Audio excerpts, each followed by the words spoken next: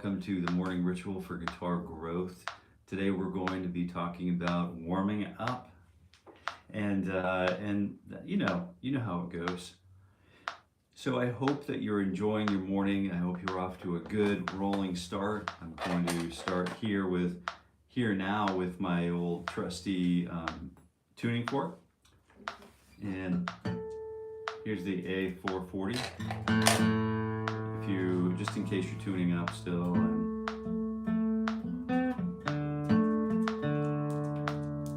and you'd like to tune up with us. Good morning, Kevin. Good morning.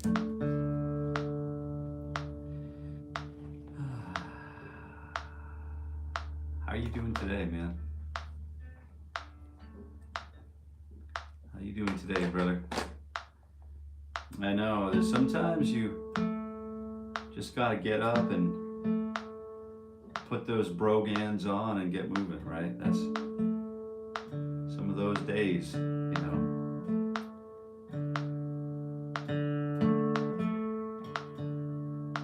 All right.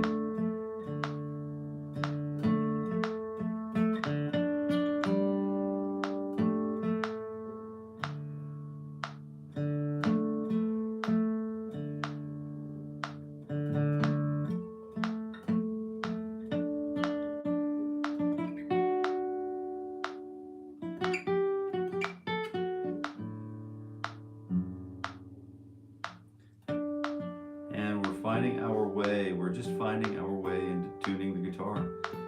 Just a really simple approach this morning. I know sometimes it gets pretty showy around here, me being sort of like a live content creator and all, but the reality of this all is that the most important thing going on here is our seat time here with our own guitars. That's the most important thing in my mind at the moment. And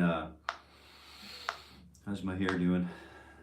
And I think it's just still like a rare thing to want to get up and at it and start with the guitar every day. It's just like it's still mind-boggling to me that I'm even able to do it. You know, this is not, I gotta tell you, it's not an easy thing to do.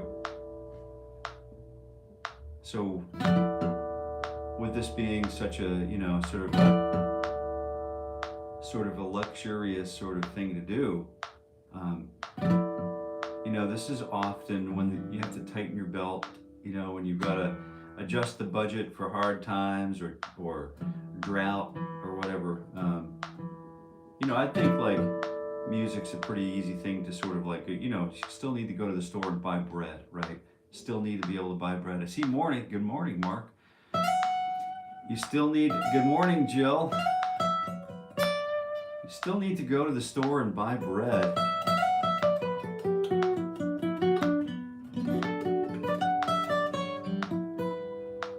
So in a minimalistic way, just having a guitar and fingers or a pick is plenty. So there are two schools of thought that we're going to roll with here that we wrestle with all the time. I mean, many of us wrestle with. Some of us had the luxuries of having these sort of things weighed and presented as children in our youth.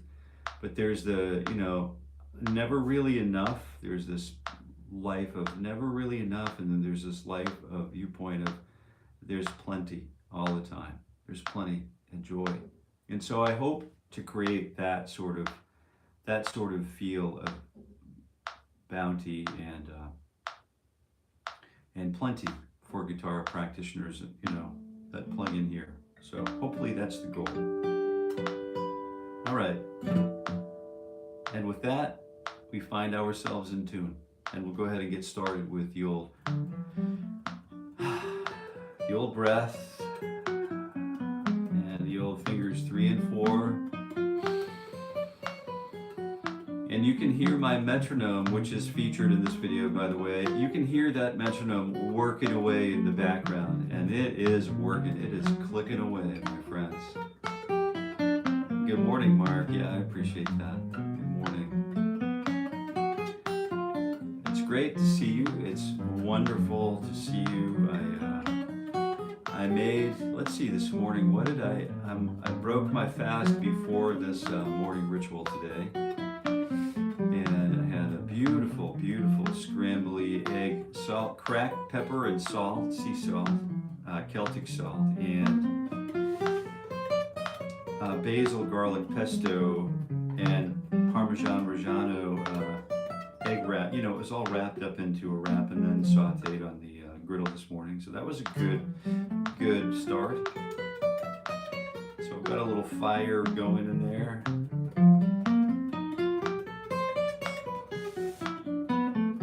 Did I think about close to 3 miles last night. Did a little yoga last night. I didn't do any yoga this morning. So the first stretch is going to come promptly at quarter of, so at 7:45 this morning, we're going to work on a good solid stretch.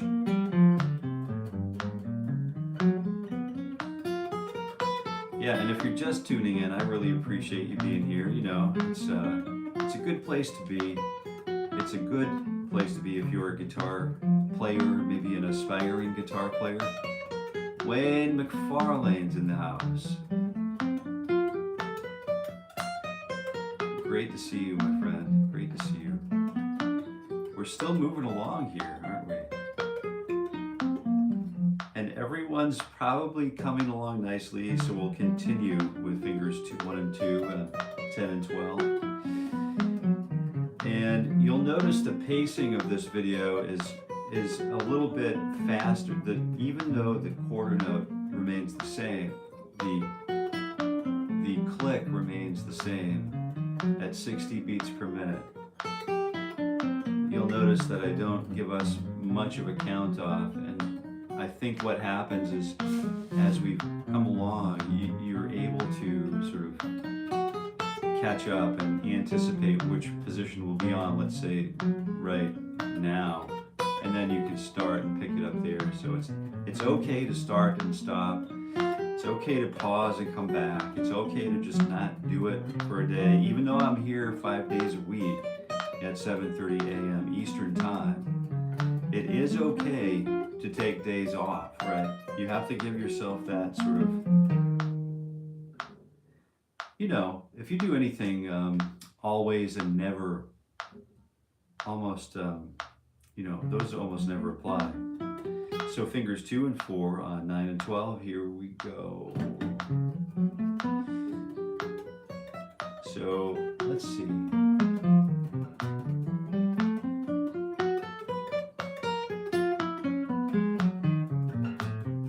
All right.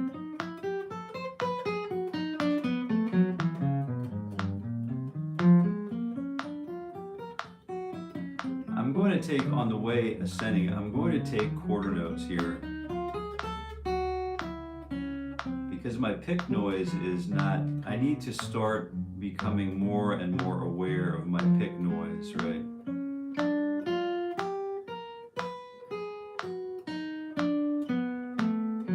I can hear a little bit of scrape before the tone actually is attacked. And what I'm trying to do now is experiment with angles of the pick to mitigate that sound. And a lot of this has to do with approach and how am I approaching the string, with what kind of velocity am I approaching the string.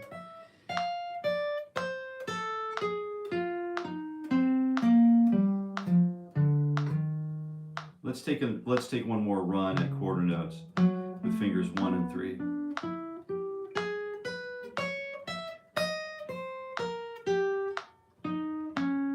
I think I can ameliorate some of this issue with just using the thumb and the index finger. Remember earlier on we were talking about how to roll the pick over the index finger? We've been talking a little bit about pick slanting, pick slant. So the pick slant is going to be, we can talk about pick angle, but we're not really talking about pick slanting. That's a completely different discipline, I think. But what I'm doing here, let me just remind you. So I start out with this Y in the finger. You can see that I'm creating a capital letter Y, you know, on a good day. And then I place the thumb, I place the pick over the top of that, then the thumb on it. And then I tend to just relax my finger, but that's a good sort of table, you know, that's also a grip that we need to know. And but I like to extend my index finger so that it's out there, and then I can either be rigid with it or I can offer some flexibility, right? And this really helps me develop attentive tone. And then I have this really nice sort of platform upon which the pick can, you know, teeter-totter, and it can go forward and back, and that's really kind of what we're looking for. And the thumb is the governor here, right? So the thumb is going to be the one to take care of the that kind of business. So the thumb will ultimately determine if we're going forward into the string or coming up, swimming. We're sort of swimming like this. So you can see the thumb does all of that stuff, and you can experiment with that on your own. And then when you're comfortable with that,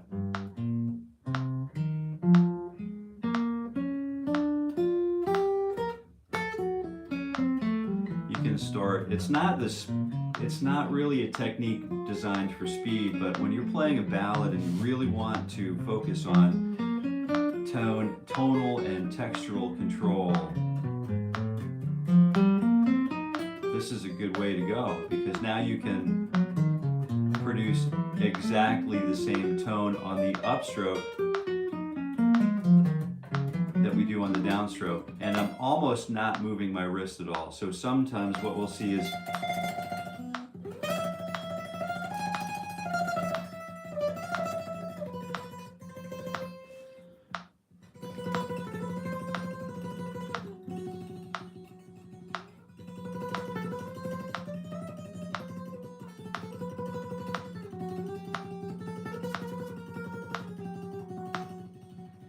for those tremolo picks, you've got your shoulder involved, you've got your wrist sort of involved, you've got a mounted sort of pivot point, and then there are a lot of different techniques happening here.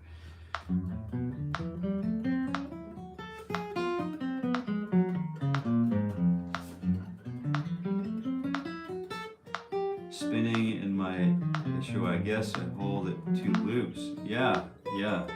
This is really this is where we start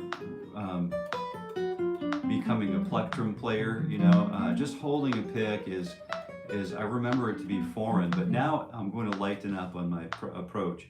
And then watch what happens when I nearly don't provide any pressure on the pick to hold it, right? So you can see the pick will flop around a little bit more, and then if I start tightening the pick, this is a giveaway, right? When you see the pick sort of transferring an energy directly to the string, and then when you see the pick sort of like flopping about, this would be sort of like a been down that long lonesome highway as far as I can go.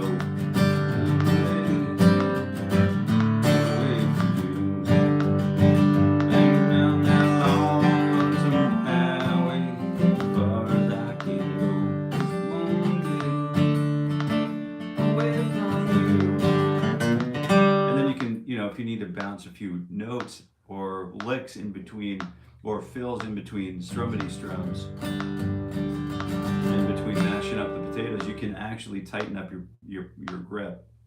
So there's a lot sort of going on with the pick at any given moment. And through these exercises, we become sort of familiar with that, right? So let's go ahead and take a look at our first stretch. I know we've got a lot to do this morning, a lot of like guitaring to enjoy. I'm just going to try to readdress my breath and posture and try to just let that outside world, you know, that outside world will, it really, like, here's you know, one of the honest things that we're dealing, you know, when we're dealing with something when we're going through, when we're flying through stuff, it really can impact our willingness or our eagerness to sit down with the guitar and practice. So one of the things that we do in order to facilitate that learning or readiness environment is number one, resilience, mental resiliency, but also the breath, right? So we have.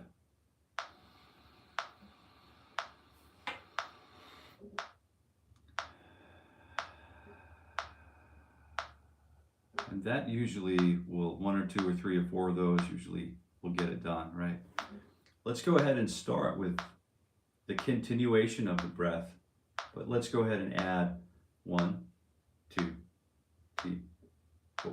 Measure 2, this 4-bar stretch.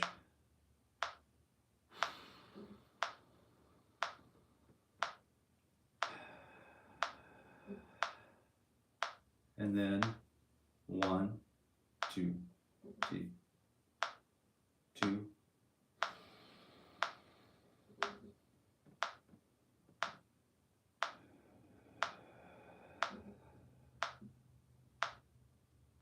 And then over here to 1.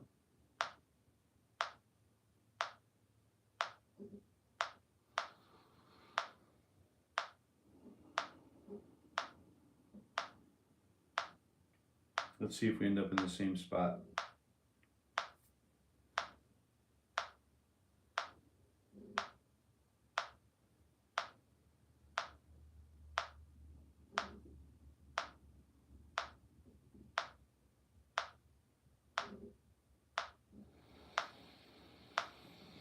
And that's it for our first stretch. And what we'll do is we'll carry on. So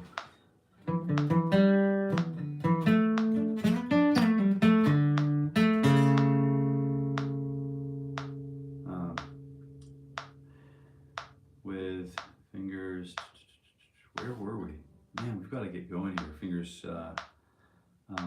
1 and 4. 1, 2, here we go. 7 and 12. And I'm still focusing on suturing things up with the pick hand.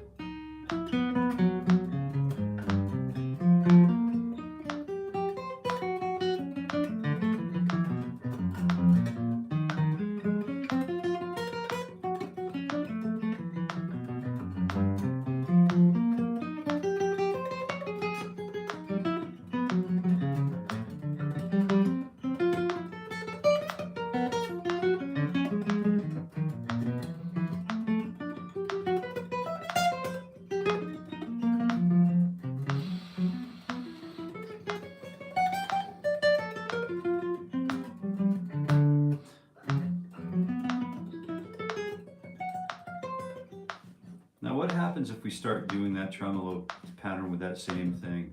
We can, with that same left fret hand idea. So I'm finding that when we start approaching it like this, I'm finding that I move from my blade of my palm, like the Daniel LaRusso, or the whatever, and I start working on sort of getting this angle. So I'm moving my pick angle from here to here, right? So part of placing the palm when we were resting on the bridge plate to do these sort of speed drills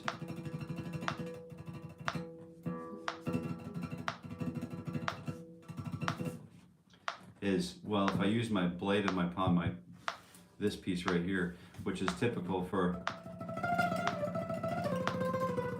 that kind of work, I can't do that down here because I missed the string set. So I've got to really sort of start thinking about what my hand needs to do in order to get connected on each string.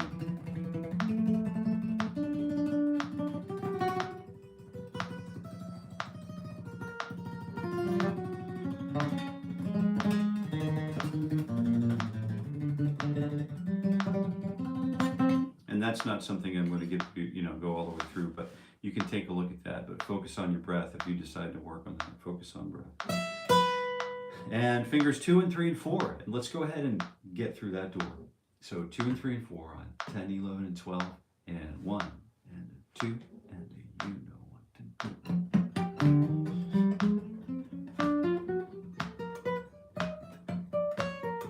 And what we'll do is try to supply this line with a jovial spirit, a spirit of renewal, of refreshment.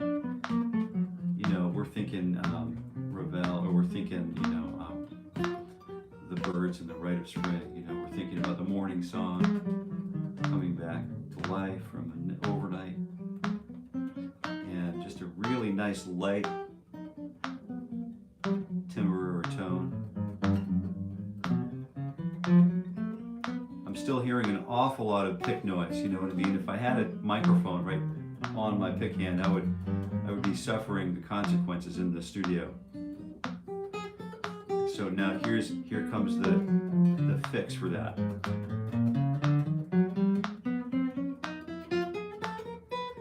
It's just focusing on the right, you know, focusing on the pick hand.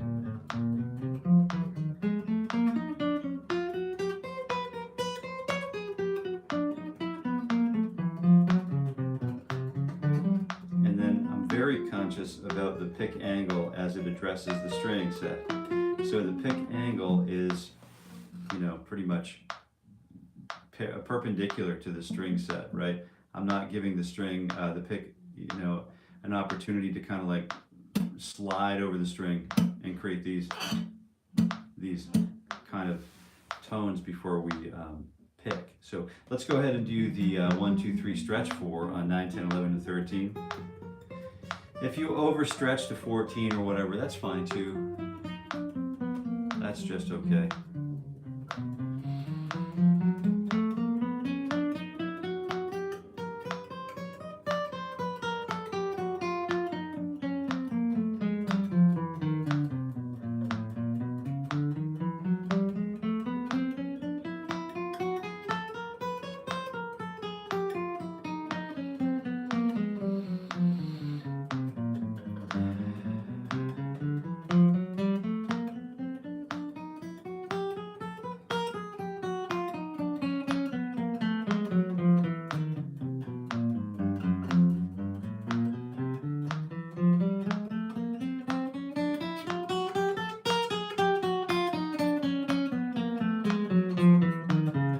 Here's the pick being held very securely and the forearm moving at the elbow. And the wrist is locked off. And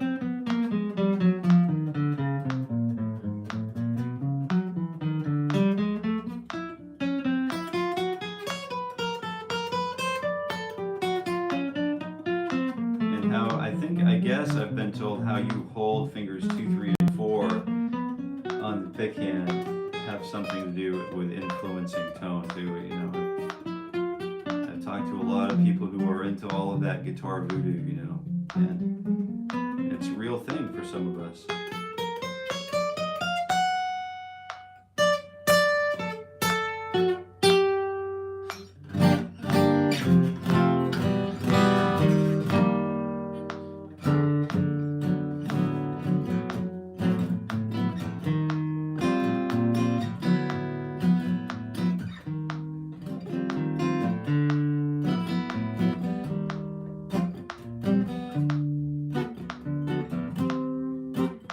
That's a tough one. That's a really tough genre to play too, you know.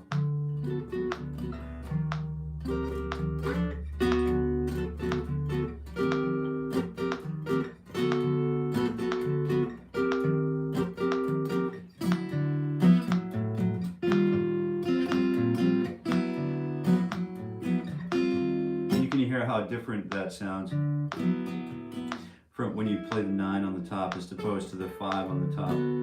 And then the 6. You know, it's basically the same chord, but that 9 on the top really changes things.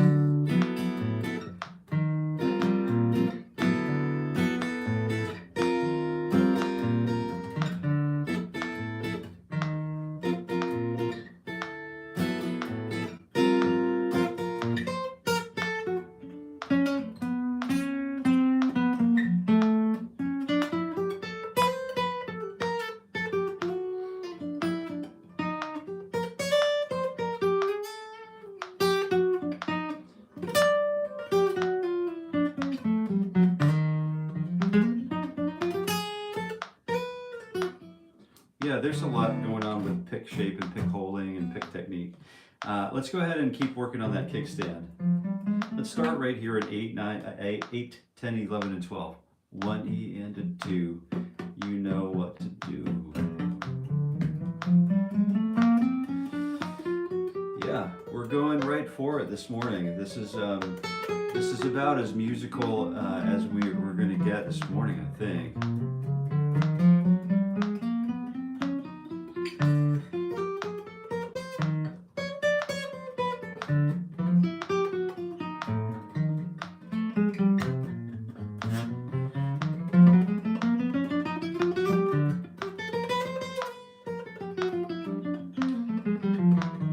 Still trying to keep that sort of like Latin bass line moving around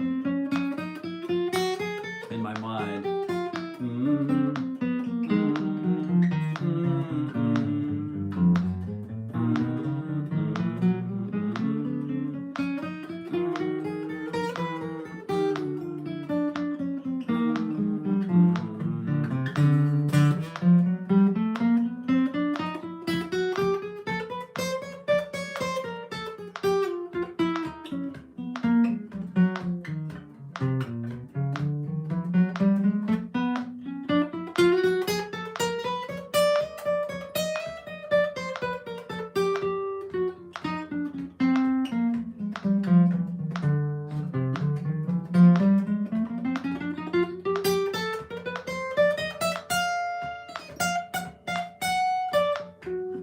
So you see how those exercises that we're doing sort of like they become musical assets too, right? So they help us to get sort of, I know we've been talking a little bit lately about outside playing, outside. And so we were working,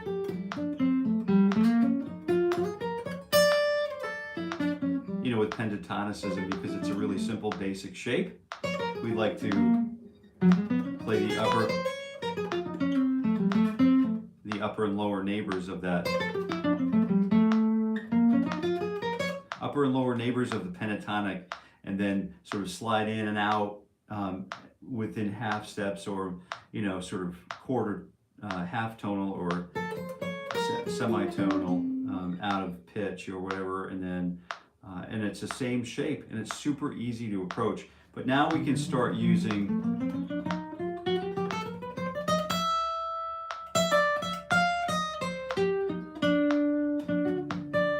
elements from all of the things that we've been practicing too can start to appear in our playing, and that's good news. That's good news because that's where the rubber meets the road.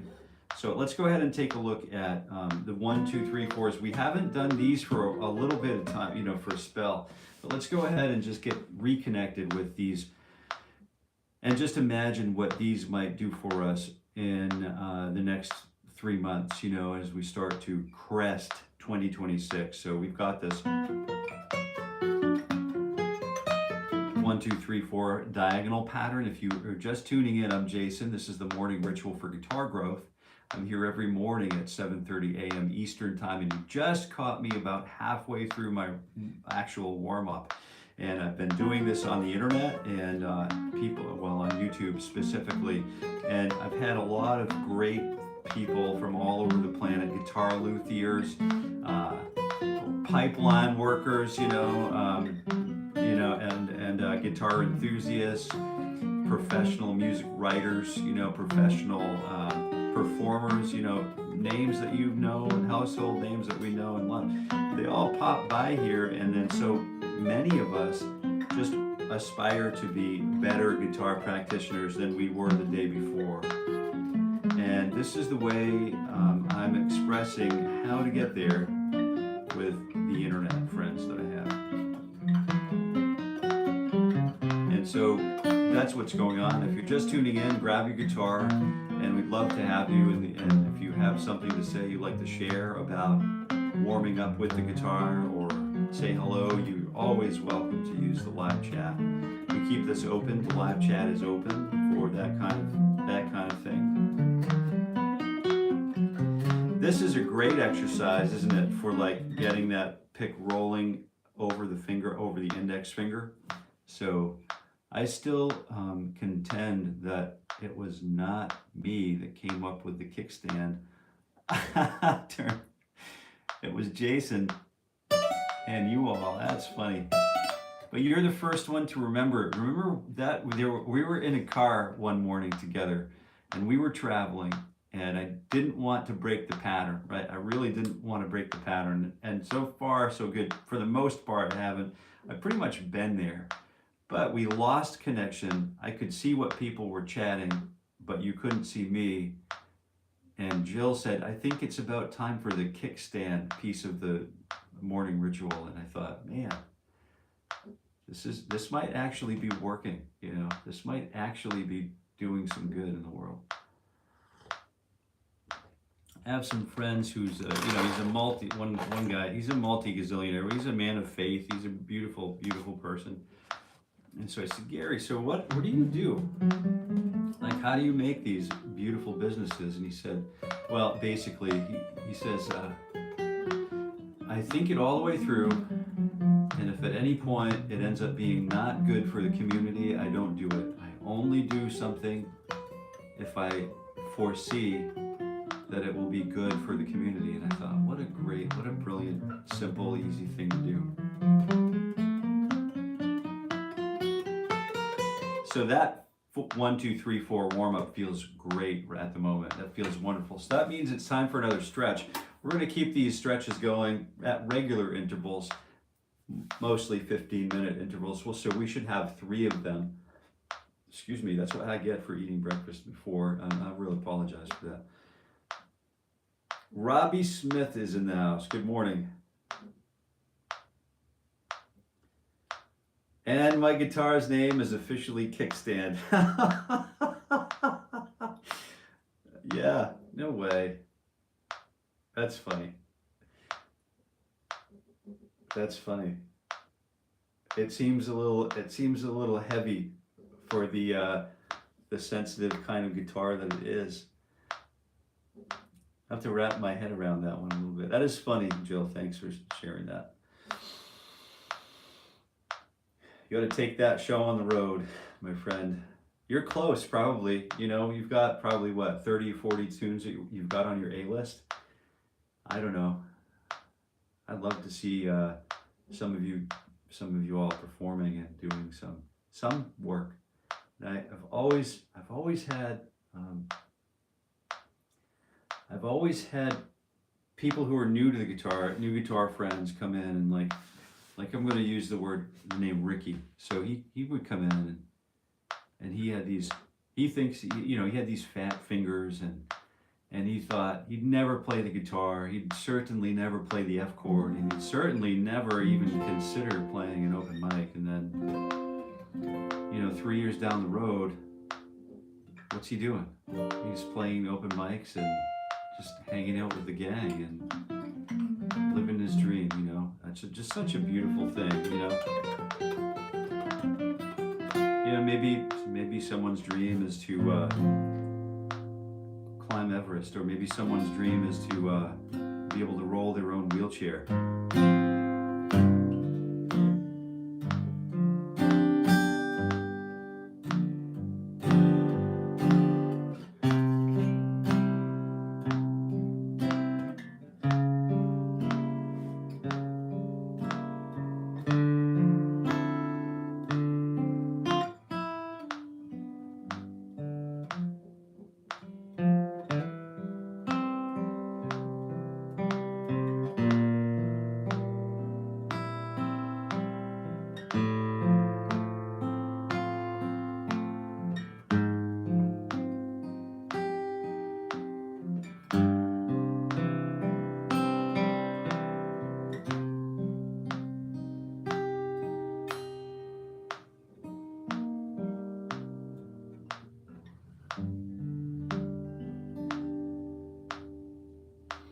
I think the pick hand is definitely coming along this morning. So you can feel, you know, that those exercises are actually giving us a little more control, a little more confidence in tone generation and stability here. It's just a really great thing to be part of. So let's go ahead and continue along on our journey. We'll start with minor pentatonic today, the shape number 1, and we'll just go up and, did I see a new face here? Corporal Clegg, what's going on? I keep trying to make an augmented triad sound good. Why can't I do it? Are you still here, Clegg? I'd love to answer that. Mark, I hope you have a wonderful day, man. Have a super day, man. Yeah, all right. Well, let's go ahead and talk about this then. You mind if I call you Mr. Clegg? So let's go ahead and Mr. Clegg's got a really great question, and this is something we haven't addressed very much. We may take some time to do this. Let's go ahead and I'll talk about it whilst we practice the minor pentatonic pattern. So we'll start in position number 9. And 1 4 1 3 1 3 1 3 1 4 1 4. Got it. And then coming down the next position, just getting those fingers to build and some the recognition of that muscle memory is still being programmed. I think it's always being programmed. Sometimes you feel the neck differently too. I don't know if you've noticed that. Sometimes the neck feels different, and sometimes your fingers sort of want to just go on autopilot, and that's a good sign. So one of the things that we don't typically tend to use a lot is the augmented triad. Now, I was thinking about the augmented triad the other day. It turns out I wasn't thinking about the augmented triad at all. I wasn't thinking about it at all, but I was thinking about this other pattern, right? So let's go through Hammer-ons first. And then I realized at the end of the pattern, at the end of this long sort of wraparound problem, I thought, well, that basically outlines the entire augmented world that we live in, right? So I wanted to just maybe approach it through that modality, that little layer of thought, or that. So it has to do with relative minor, and this is it's not really mind-blowing stuff. It's nothing new, I mean, once you listen to a bunch of 20th century composers like Charles Ives and Arnold Schoenberg, you realize that really there's nothing that's been left undone anymore, right? And it's all been done, but none of this is new thought. But it is kind of fun to entertain. We have this 3, the C. Okay, we're coming back right to it. Things I used to do.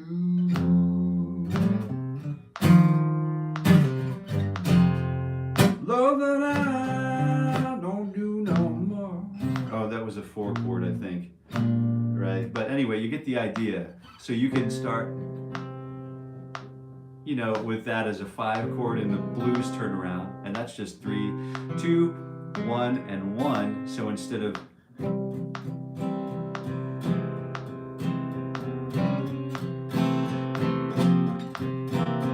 you can also use it as an ascension tool from the 5 up to the sharp 5 up to the 6 up to the flat 7, and then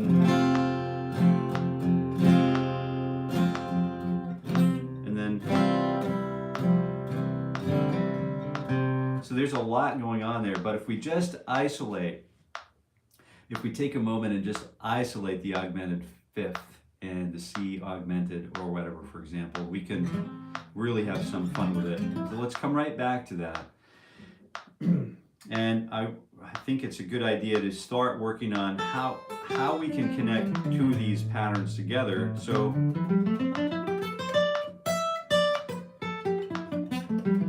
let's connect shape 1 and shape 3. Oops. So we have, I'm just going to take the top note of each pattern,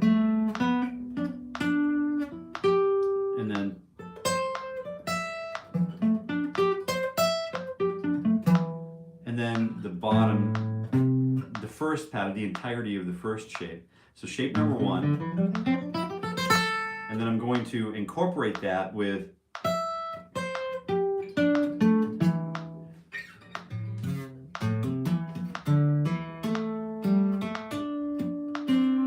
while I'm hammering on, I'm going to pluck. This is a great thing. I'm just keeping the pick back here, right? I'm just going to keep the pick folded between these fingers somehow, you know, and you'll figure it out on your own. And I'm going to use the thumb as sort of a perch, right? This is the leg, to stand on, and then the index finger is the hammering on. It's the wand, which does all of the hammering on, or the plucking or articulation of the artificial harmonics, right? And then typically the third finger, I use my ring finger because my middle finger is tied up with holding the pick down, and then I'll just pluck and then hammer. And then while I'm holding that hammer down on fret 12, I'll pluck the next note on the shape 1, right? And I could also hammer with the middle finger and then pluck with the ring finger. And it's really up to you how you wanted to accomplish this, right? But that's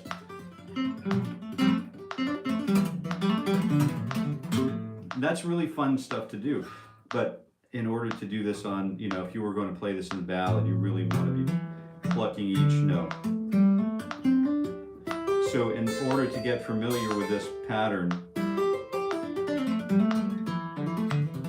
we really got to just work on pluck, hammer, hammer, pluck, hammer, hammer, and then pluck, hammer, hammer, and then pluck, hammer, hammer, and then pluck, hammer, hammer, pluck, hammer, hammer. And then we're going to hammer, pull, pull, and then hammer, pull, pull, hammer, pull, pull, hammer. And then when the pull-off should feel as though the string, we're sort of pulling up and letting the finger sort of slide. It's almost like, you know, you're flicking something from the finger almost, but it's that feel, because if we hook the finger too much, we'll bend the string out of tune before we actually commit to the pull-off. So we're actually plucking the string with that finger. Okay, so we got that. Now that's good stuff to kind of keep working on, to connect all of these shapes.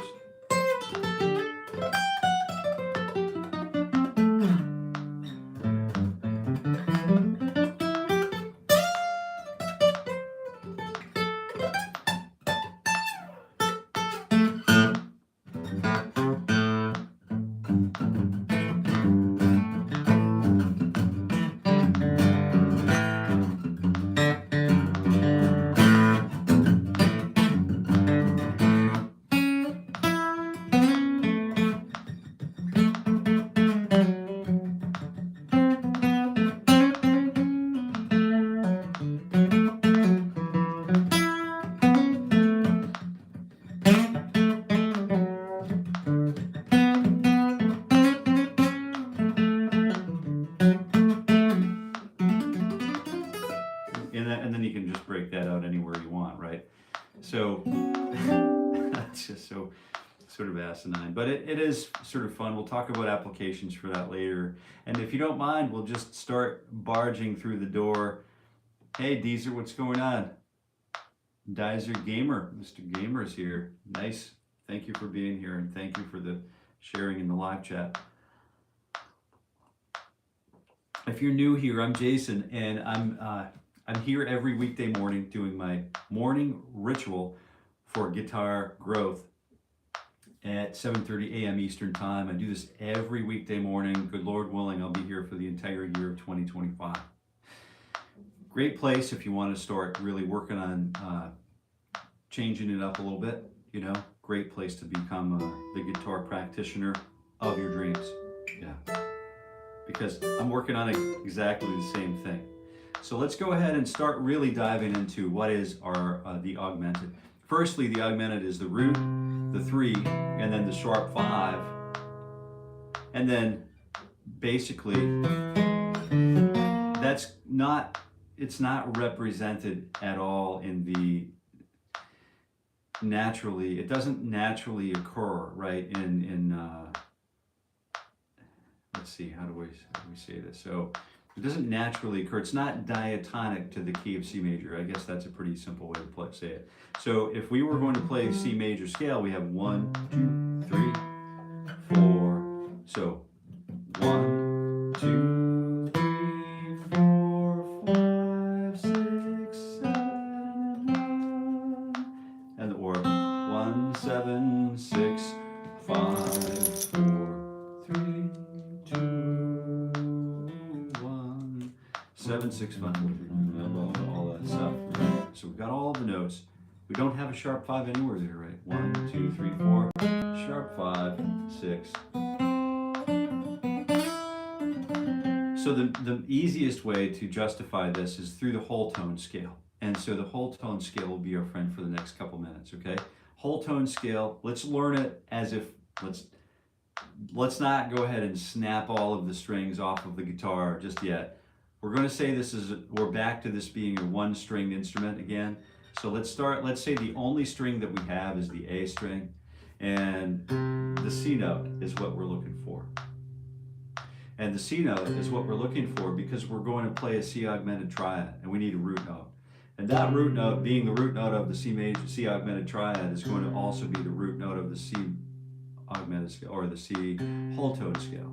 And we start on C, go up a whole step, go up another whole step, go up another whole step. Oh, well, that sounds wrong. Up another whole step, up another whole step, and then we find ourselves after 6 different notes. Wait, doesn't a major scale have 7 notes? Yes, it does. But this one only has 1, 2, 3, 4, 5, 6 different notes until we reach the octave.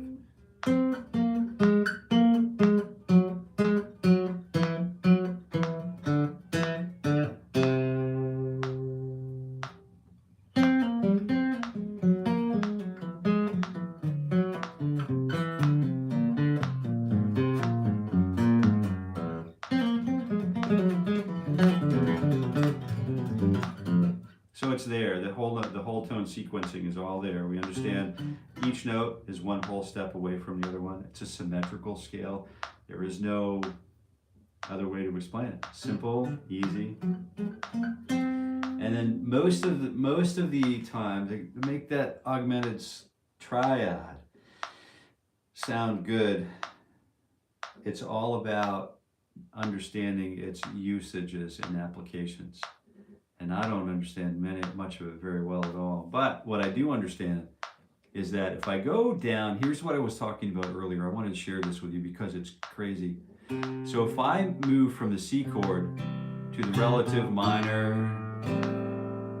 and then if I move from the A chord to the relative minor, and if I move from the E chord to the relative minor, I have quite a pattern here, right? Let's see what's going on here. Maybe we just stick with C augmented for a moment. All right. So C augmented, I'm going to play it here. I'm also going to play it up here on the neck. So let's take a look at what are the versions of it, the variations. So I can play the root note here, the 3 here, and the sharp 5. Then I can also play the root here, the 3 here, and then because the B string's tuned differently, I have to move that up another half step, right? So I can play that like this.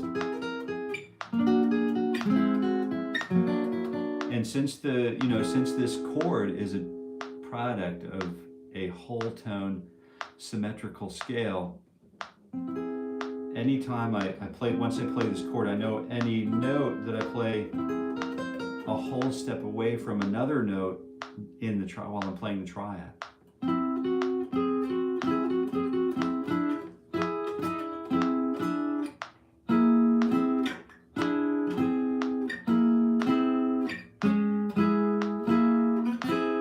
I know that all of those notes will work, right? So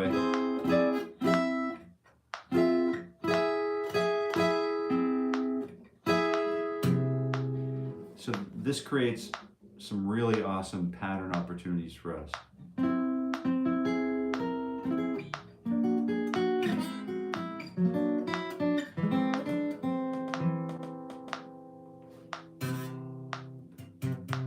It creates a really great harmonic playground, right?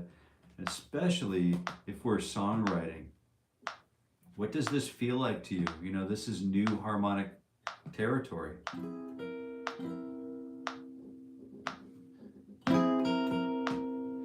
How could we use this, right? Where does it go? Because it's symmetrical.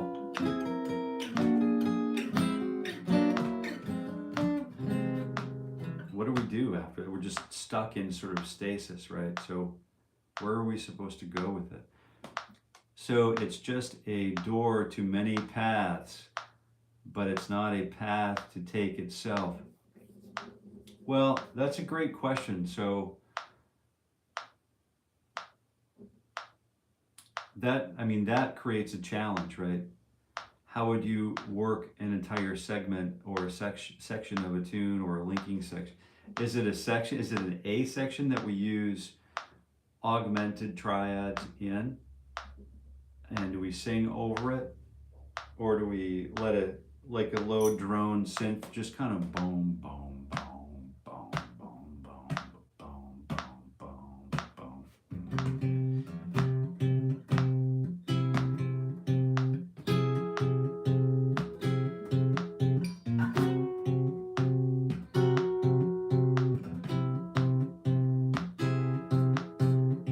So then you apply, you know, basically these two notes, the ninth fret on the G and the ninth fret on the B are basically, you know, they're the root and third of an E major triad, right? So why wouldn't I play an E major triad?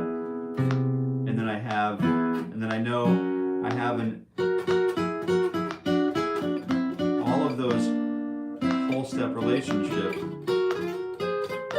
And it's not part of the program because this places us squarely outside of the program, right? D, E, well, C, B flat, and then, wow, as long as we don't use the fifth of each chord, right?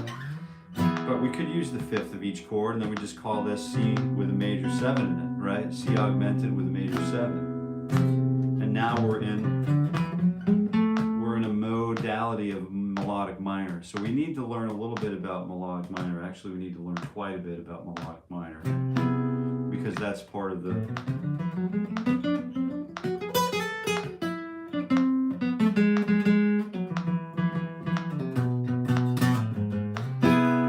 there's a way to help all of that stuff work, but that's pretty severely advancing stuff, right? It's stuff that sort of us normal folk don't really enjoy talking about all that much at dinner parties. You know what I mean? When you get out there to the fringe of the culture, then we can start really conversing about that. We can include that in our social discourse, and it's pleasant conversation for some, I guess. And not for others, you know. But it's a really great question because that does open the door to understanding a melodic minor, a jazz melodic minor. So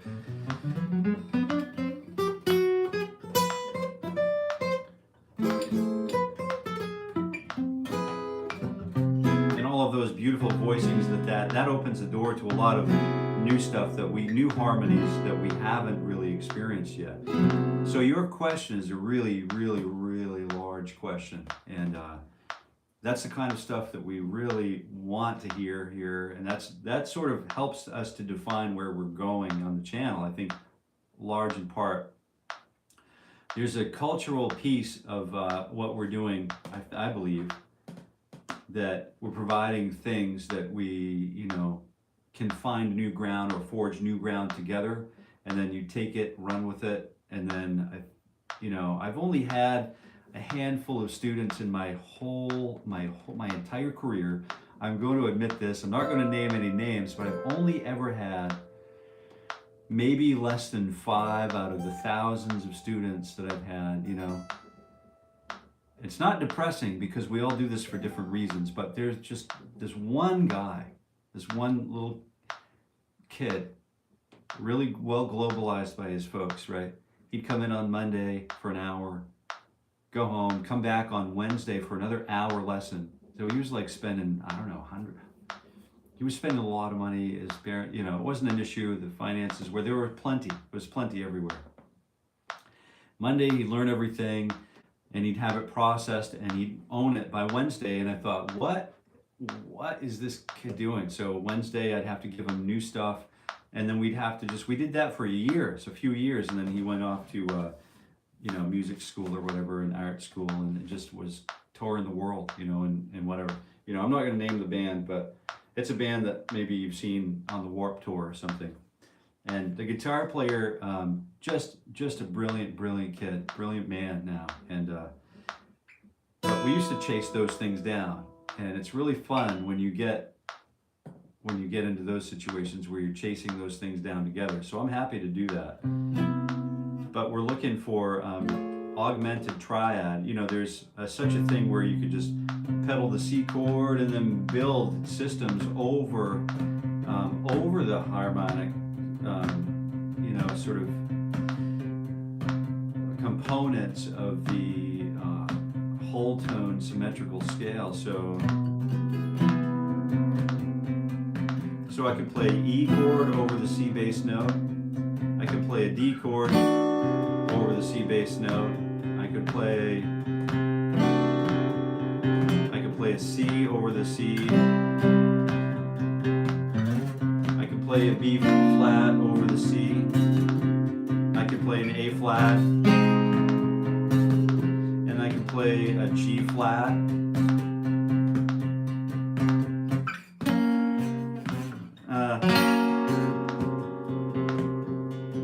And then I could go down a whole step from G flat, which is what?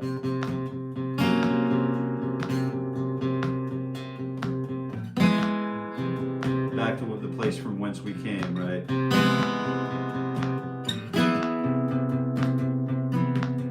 So you have all of these really cool, it's like new paints, it's like new colors, it's like new mixes, it's like new things to put on the palette. And it's a very, very exciting thing.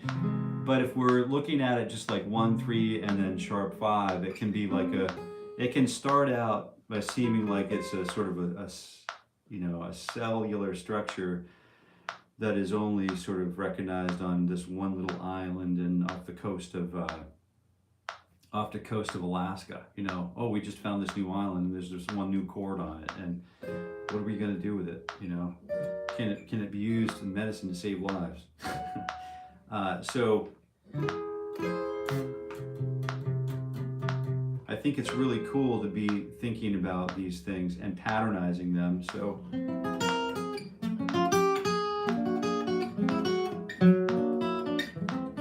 thinking about 2 frets at a time is great. So, oh, kept using it only, you kept using it only to walk down. So here we are one more time, just to writing a melody with the C chord and then the C augmented.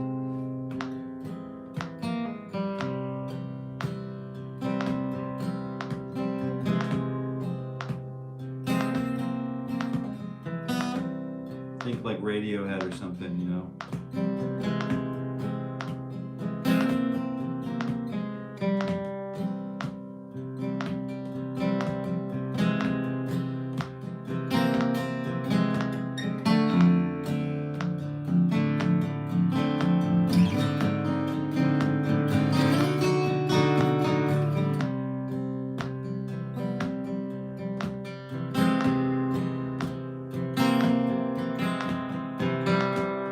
So there, hopefully that's helpful for some of us out here, and I think that's about it for today. I know Kevin's getting ready to say, he's already said it. Have a good day, everyone. See you until tomorrow, and we've made it, and I wish you a wonderful day, and I hope to see you again soon, and until we meet again,